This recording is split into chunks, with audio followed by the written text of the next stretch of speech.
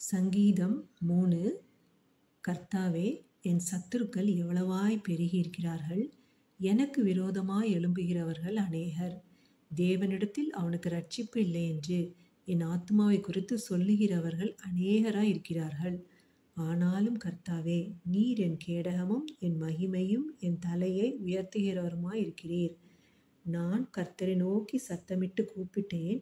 அவர் தமது பரிசுத்த பர்வதத்திலிருந்து எனக்கு செவி கொடுத்தார்.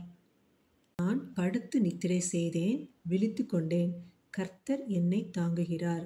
எனக்கு விரோதமாக சுற்றிலும் படையெடுத்து வருகிற 10,000 பேருக்கும் நான் பயப்படேன். கர்த்தாவே, எழுந்தருளும். என் தேவனே, என்னை இரட்சியும். நீர் என் பகைஞர் எல்லாரையும் தாடையிலே அடித்து துன்மார்க்கருடைய பற்களை தகர்த்து போட்டீர். இரட்சிப்பு கர்த்தருடையது. தேவரீருடைய ஆசீர்வாதம் உம்முடைய ஜனத்தின் மேல் இருப்பதாக. ஆமென். ஹல்லேலூயா.